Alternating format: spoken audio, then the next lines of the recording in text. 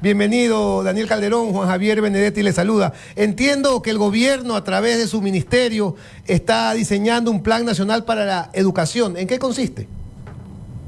¿Cómo estás, Juan Javier? Buenos días, un gusto saludarte. También Esteban, Alfonso, que nos lo hemos escuchado, sabemos cómo es de apasionado, así que no hay problema, aquí con gusto lo esperamos. Gracias. Un gusto saludarlos a todos. Sí, en efecto, nosotros ahora estamos trabajando en una política pública de largo aliento, una iniciativa bastante reconocida a nivel internacional. Los organismos multilaterales, los países vecinos lo han felicitado, y es la formación de un Plan Nacional por la Educación 2025-2040. Es decir, que como sociedad, como país, podamos determinar algunos acuerdos mínimos sobre cuáles son los pasos que debiéramos dar en los próximos 15 años, ¿no? Sabemos que históricamente nosotros tenemos que dar unas respuestas específicas, y de hecho nuestra administración está buscando ello, pero lo que busca el presidente Daniel Noboa, mediante esta cartera de Estado, el Ministerio de Educación, lo que busca es que haya políticas de largo aliento, de larga duración. Al final del día, un legado no solamente para los niños, niñas y jóvenes que hoy son parte del Sistema Nacional de Educación, sino también para los niños, niñas y jóvenes del futuro. Que nosotros podamos decir como país, ok, ¿cuáles son las grandes preguntas que debiéramos hacernos para poder resolver? ¿Y cuáles son esas respuestas que iremos dando en los próximos años? Pensar en los qué, los por qué y los para qué. Los cómo ya lo iremos resolviendo las personas que coyunturalmente vamos tomando las decisiones, los distintos gobiernos, las distintas administraciones del Ministerio de Educación, entre otras instituciones. Pero sobre todo, aquí la gran pregunta es para la sociedad. Como país, como sociedad, ¿cuáles son esos acuerdos que debiéramos llegar? ¿Cuáles son esas respuestas en torno a innovación, inclusión, recursos educativos, cobertura educativa, entre otros temas, interculturalidad? ¿Cuáles son esas respuestas que ya como país debiéramos avanzar? Los mejores sistemas educativos del mundo les ha tomado 20, 30 y 40 años llegar hasta donde están. Bueno, la idea es que nosotros podamos soñar estos 15 meses para los próximos 15 años sobre la educación que merecemos para esto que con mucho cariño y entusiasmo llamamos el nuevo Ecuador. Señor ministro, algo que me llama la atención gratamente es un titular que leí hace poco, que el ministerio que usted preside y el Programa Mundial de Alimentos, el PMA, pondrán en marcha un nuevo modelo de alimentación escolar territorial. Eso me gustaría que usted lo amplíe, esta información. Y yo siempre he dicho aquí en estos micrófonos que el Ministerio de Educación debería echarle mano al banano, que acá se bota el banano, se bota la leche, hay mucho chocolate, por ejemplo. Yo creo que podrían ser parte de la alimentación escolar. Coincido contigo, Juan Javier. En efecto, lo que buscamos con esta articulación, esto responde a una estrategia que hemos llamado el fortalecimiento de la corresponsabilidad social por el desarrollo de la educación. Y no es otra cosa que echar mano de todas las personas que tenemos algo que decir en el mundo de la educación, que somos todos y todas. Al final del día, la educación no es propiedad del ministerio, es propiedad de la sociedad.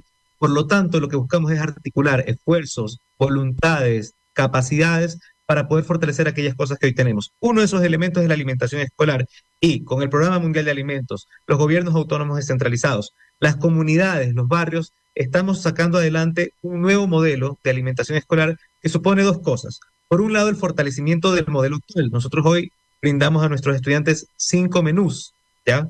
Esos 5 menús tienen unas características, es una bebida y un bizcocho, una galleta, etcétera. ¿Qué es lo que buscamos? Que ese menú esté fortalecido, que sea diversificado, que sea territorialmente pertinente, que sea agradable para nuestros niños y niñas, como mínimo. Y esto de aquí lo vamos a lograr integrando, primero, más menús. En una primera fase llegaremos a 7 y completaremos con 11 menús en los siguientes meses.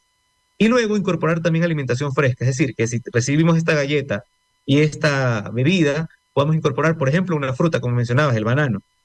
También, esto es lo que le llamamos el modelo general, pero también estamos incorporando el modelo territorial. Cuando nosotros incorporamos la fruta, este modelo territorial.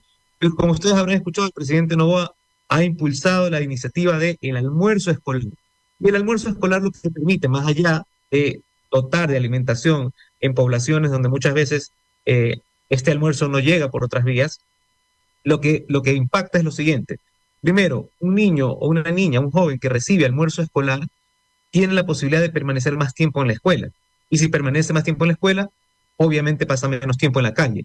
Con lo cual, generamos un entorno seguro y además promovemos otros espacios de desarrollo de otras capacidades, arte, tecnología, deportes, entre otras posibilidades de despliegue de los proyectos de vida. En ese sentido, también lo que busca es fortalecer las economías locales. Como el almuerzo escolar, a diferencia del refrigerio que reciben actualmente, es alimentación fresca, no puede ser almacenada, sino que tiene que ser preparada eh, el mismo día. Esto involucra a las familias, involucra a la comunidad, involucra a los productores locales para que puedan proveer de las frutas, de los vegetales, de los alimentos necesarios para poder preparar. Y esto obviamente dinamiza la economía territorial. Entonces es un modelo que tiene bastante impacto a nivel social y hace que haya un fortalecimiento y una apropiación de la comunidad y los procesos de desarrollo de los niños y las niñas. Ministro, buenos días. Un saludo cordial para usted. Un gusto, Alfonso. Buenos igualmente, días. ministro querido. A ver, usted ha hablado sobre el tema más bien vinculado a lo social dentro de los planteles educativos. Ahora yo quiero ir un poquito a lo académico. ¿Cuándo finalmente se hace una gran revisión del pensum en la educación secundaria? Obviamente, ustedes no son personas que regulan o controlan la universitaria. Hablemos de la educación secundaria, yo diría hasta primaria también, pero fortaleciéndola en la secundaria. Un cambio en el pensum. Por ejemplo, para fortalecer lo que antes habían estas asignaturas de cívica, en donde se enseñaban muchas cosas, principios generales del derecho, el respeto a la ley, el tema de la vialidad, el tema de la ley de tránsito, la conducta para comportarse en las calles como peatón, como futuros conductores de vehículos. A nivel de sexto año, por ejemplo, dar clases también dentro de alguna asignatura, porque la mayoría de gente ya a los 17 años, a los 18 manejan, enseñarles las normas de tránsito, para que sepan, todo el mundo debe saber qué es un pare, qué es una luz roja, pero hay otras señales de tránsito también que los conductores ni la conocen, o sea cosas prácticas, la Constitución de la República, la vida republicana, historia del Ecuador, ese tipo de cosas que desgraciadamente con el tiempo se han perdido, por un lado. Por otro, también actividades dentro de los colegios, por ejemplo, a nivel deportivo. Antes los intercolegiales eran verdaderas fiestas de los colegios, habían grandes competencias intercolegiales. Los colegios nacionales eran potencias deportivas, que aquí en Guayaquil, el Vicente Rocafuerte, la Aguirre-Abad, etcétera. Ya hoy ni suenan, ni trascienden en materia deportiva. En materia académica, antes habían programas de televisión en que se hacían hermosos programas de conocimiento de colegios versus colegios. Nada de eso ya hay, ministro. ¿Qué se puede hacer para estimular aquello? Gracias, Alfonso, por las preguntas, porque son dos iniciativas muy interesantes que estamos trabajando. Lo primero, quiero contarte que estamos en un momento, yo lo veo con mucha ilusión, no solamente de gestión importante, sino histórico en el país. Estamos caminando hacia una reforma curricular súper importante, que va más allá de las materias, porque cívica, ciudadanía, son materias o son espacios de aprendizaje que hoy las instituciones los pueden instalar con sus propios proyectos autónomamente. Esos no necesitan que el Ministerio de Educación les diga lo que tengan que enseñar al respecto. Cuando desde los proyectos de innovación, los proyectos pedagógicos institucionales pueden sacar adelante estas iniciativas tan valiosas y necesarias. Pero lo importante aquí es pensar cómo hoy aprenden nuestros niños, niñas y jóvenes, cómo hoy nuestra sociedad presenta la información que es muy diferente a la que vivimos nosotros, ¿no? Y aquí nosotros estamos transitando a un nuevo currículum. Nosotros tenemos un currículum actualmente que se llama currículum por destrezas con criterio de desempeño. Y estamos transitando a un currículum que se llama currículum por competencias, centrado en las personas, basado en competencias. ¿Cuál es la diferencia entre una cosa y la otra? Mientras el currículum con destrezas por criterio de desempeño lo que busca es que haya una lista de destrezas que se deben desarrollar hasta el final de la escolaridad y hay un temario que sostiene esas destrezas que deben desarrollarse. El currículum por competencias lo que busca es ser mucho más flexible, es decir, busca que desde un marco competencial, desde una lista de competencias que debemos desarrollar, las instituciones busquen creativamente, desde las condiciones territoriales, desde las condiciones institucionales y comunitarias, que puedan definir cuáles son esas distribuciones curriculares que tienen que presentarse. Nosotros vivimos el formato más socializado a nivel mundial, que es el formato materias. A las 7 lengua, a las 8 matemáticas, a las 10 ciencias, viene el recreo, deporte, inglés. Ese es el formato más socializado con el que se ha desarrollado la escolaridad. No necesariamente es el mejor, porque la vida no está fragmentada en saberes. En la vida está uno integrado, uno no va por la calle y si se encuentra con alguien dice voy a pensar en lengua y voy a saludarlo y le hablo. O voy a comprar algo, voy a pensar en matemáticas y voy a calcular. No, pero en la escuela sí que lo hemos fragmentado. De aquí para acá se piensa en lengua, de aquí para acá se piensa en matemáticas, de aquí para acá se piensa en ciencias, cuando la vida está perfectamente integrada. ¿Cuál es la propuesta? Nosotros apostamos a que los distintos proyectos de innovación puedan hacer con este marco competencial una aplicación bastante transformadora. Incluso puede haber instituciones educativas, como alguna que he visto estos días, donde el formato materias ni siquiera exista. Es decir, donde en lugar de tener lengua, matemáticas, ciencias sociales, lo que tienen es de 8 a 9 ejercicios, de 9 a 10 o de 9 a 11 trabajo autónomo, de 11 a 1 socialización, el siguiente día proyectos, al siguiente día laboratorios y otro tipo de articulaciones que permiten que todos los saberes se integren mediante competencias. Ahora, claramente hay definidas e identificadas competencias que son necesarias en el mundo actual. Empiezo por las básicas, competencias comunicacionales, de razonamiento lógico matemático y socioemocionales. Estas terceras que son tan importantes y muchas veces descartadas. Y con ello se suman las competencias digitales, financieras, socioambientales, ciudadanas, que son las que mencionas, Alfonso, y con las que estoy de acuerdo. ¿Cómo nosotros integrar esas competencias? Aquí hay dos criterios que me gustaría agregar para un poco comprender en qué consiste esta reforma curricular. 3 para ser exacto. El primero, ¿cuál es la diferencia entre el currículum anterior y este? Es que el currículum por competencias lo que busca es que estas habilidades que aprendemos sean útiles para la vida. Nosotros hemos sido adiestrados, es decir, somos diestros en muchas cosas para las cuales no somos competentes. A mí me gusta poner un ejemplo, ya no sé si es un trauma personal, pero me gusta poner este ejemplo en el que a todos nos enseñaron el caso 3 de factorización de la miscelánea 105 del álgebra de Baldor, y a todos de la misma forma. El profesor nos lo explicaba, ponía el ejemplo en la pizarra, sacaba 3 personas al frente, 5 ejercicios en clase, 10 para la casa, y en la lección un ejercicio parecido que si uno lo resolvía te ponían buena nota. A ese mismo chico que sacó buena nota, si le pregunto, ¿pudiste entender el ejercicio? Decir, sí, claro, lo he hecho bien. A ese mismo joven le pregunto, ¿qué significa la X, la Y, la Z, el 0? ¿Por qué da 0? Ah, no sé, así me lo enseñó el profesor. Se volvió diestro para resolver el ejercicio, pero no sabe cómo aplicarlo a la vida. Por lo tanto, no es competente. Y eso es lo que buscamos, una educación que sea para la vida, que sea transformadora y que ayude a formar una generación resiliente frente a una sociedad de incertidumbres. Ese es un primer criterio. El segundo criterio es que la historia de las reformas curriculares siempre ha sido que el ministerio imprime el currículum y al mes siguiente los profesores tienen que aplicarlo. Y eso no es un ejercicio fácil. Los que somos profesores sabemos que los currículums no solamente son implementaciones de documentos, implican construcciones pedagógicas, construcciones didácticas, construcciones tecnológicas para poder llevar adelante esta formación. Por eso hemos decidido que este año, 2024-2025, sea el año de decisión curricular. Es decir, un año donde los maestros van a ser capacitados, donde van a poder testear el nuevo currículum, donde van a poder evaluar si hay competencias que están descritas que deben ser mejoradas, porque lo que nosotros tenemos actualmente es un documento, pero el currículum se hace vida en las aulas, el currículum se hace vida con los maestros y los estudiantes. Por lo tanto, allí es cuando nosotros tenemos que tomarnos el tiempo necesario para que nuestros maestros asimilen este currículum y ya aplicarlo obligatoriamente en el 2025. Y el último criterio que me gustaría compartir al respecto es finalmente en qué consiste esta reforma, por qué es tan importante para el país. Porque no solamente es cambiar el listado de materias y el número de horas que tiene cada materia.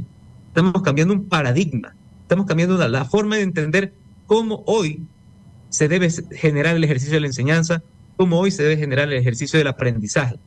Y hoy, nuestras generaciones actuales, debo decir que aprenden muy diferente de lo que aprendimos nosotros. Por lo tanto, debemos estar a la vanguardia y esto ojalá que se vuelva un referente a nivel mundial.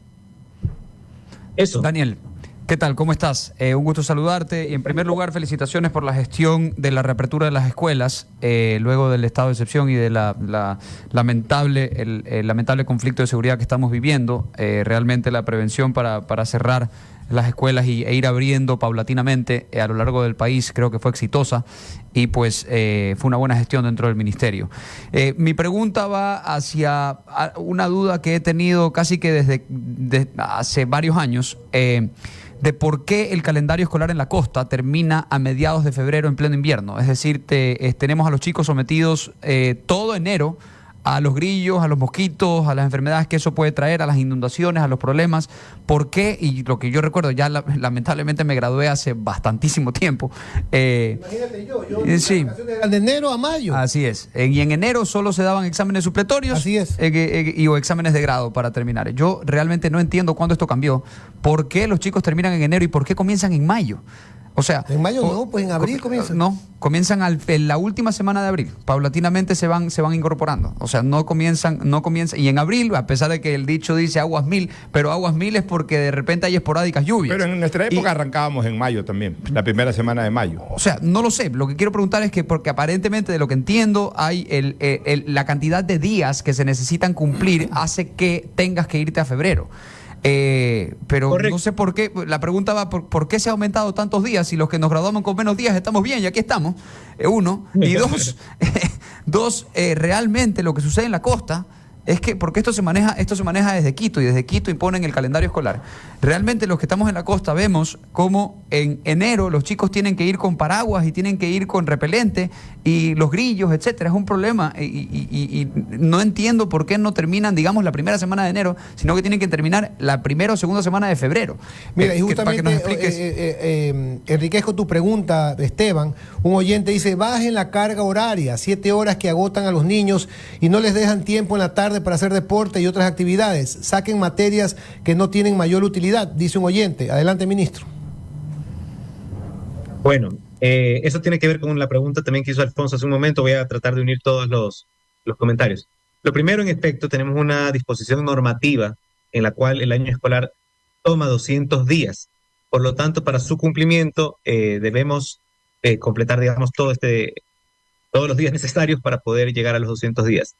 En principio, como bien dices, partimos del supuesto de abril aguas mil y por lo tanto lo que se busca es que considerar estos factores climáticos, valga decir también que han ido variando en los últimos años, que nos ponen en escenarios donde tenemos que decidir en función de las previsiones que podemos hacer.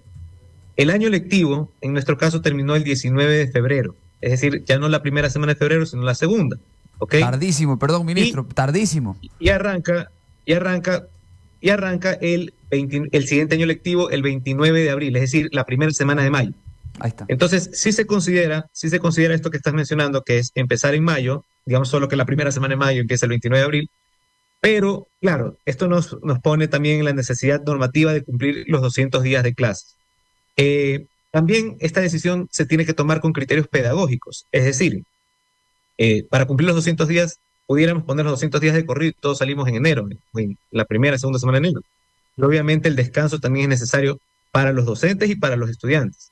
Entonces, el espacio que quedan de esos días nos ayudan a mover un poco más el calendario. Sin embargo, aquí hay una reflexión importante y es, quizá nosotros tenemos hoy condiciones de escolaridad que siempre han estado asociadas a la presencialidad. Y el mundo de hoy no solo que nos facilita, sino que nos exige flexibilidad en los distintos formatos en los cuales nosotros podemos aprender. Porque al final del día, el gran aprendizaje de esta época no es los contenidos que nos dan en la escuela. Muchos de esos contenidos ninguno de nosotros los recuerda. Los grandes aprendizajes es aprender a aprender. Es decir, que cuando necesite, yo pueda saber cómo llegar a la información, cómo discernirla, cómo decantarla, cómo aplicarla, etc.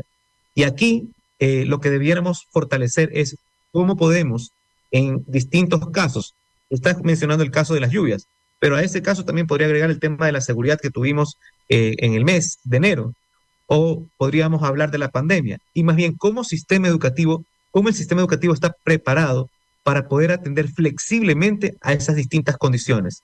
Porque claro, podremos decir, en enero llueve, pero hay los que no llueven, donde bien podríamos asistir a las instituciones educativas. Entonces, esa medición y esa capacidad de respuesta es lo que se tiene que trabajar como sistema educativo. Lo segundo que mencionabas, que lo plantea Juan Javier y Alfonso también en una pregunta anterior, es cómo hacer para que nuestros chicos y chicas puedan desarrollar otro tipo de competencias, otro tipo de habilidades, puedan desplegar otros proyectos de vida. ¿Cuántos talentos musicales, cuántos talentos deportivos, tecnológicos hoy estarán en las instituciones educativas sin una oportunidad para poder desplegar ese talento? Bueno, nosotros hemos planteado algo que le llamamos el Programa Nacional de Comunidades Educativas y Seguras. Cuando pensamos en seguridad, muchas veces nos asociamos a la idea de poner policía, la idea de cuidar las calles, y eso es necesario, ¿no? Que los policías estén en las calles cuidando los trayectos, la vigilancia de los alrededores de la escuela y demás. Pero la escuela también es un espacio que genera protección, y una forma de generar seguridad y protección son justamente estos espacios para desarrollar otros talentos, para generar espacios deportivos, para generar espacios culturales, artísticos, para desarrollar competencias como por ejemplo la programación, la robótica, hoy que son tan vigentes en nuestros días.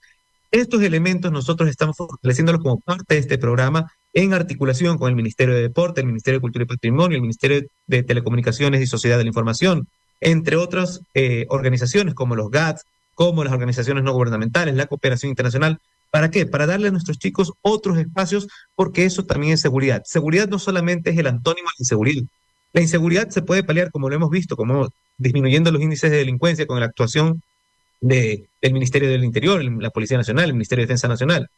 Pero lo que garantiza que no volvamos a tener otra crisis como la que hemos tenido es que nosotros desarrollemos espacios que prevengan y que les den a los chicos otras oportunidades. Al final del día, los grupos de delincuencia organizada les dan tres cosas a nuestros chicos: dinero, seguridad y sentido de pertenencia.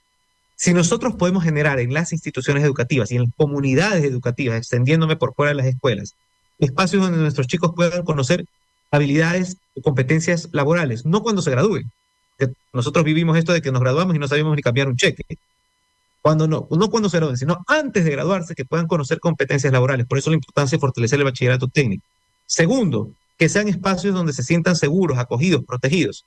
Tercero, donde creen comunidades que les den sentido de pertenencia, donde ellos puedan encontrarse, donde ellos puedan vincular sus intereses con los proyectos de vida. Si nosotros logramos que el sistema educativo logre eso, podemos recobrar esto que hemos perdido, que son nuestros jóvenes en los grupos de delincuencia organizada. Entonces, es todo un andamiaje grande que piensa no solamente en lo social, sino, como bien decían, en lo pedagógico. Es decir, cuáles son esas oportunidades que la escuela tiene que darle a nuestros chicos y chicas para que ellos piensen en posibilidades mucho más amplias que las que hoy les brinda la sociedad.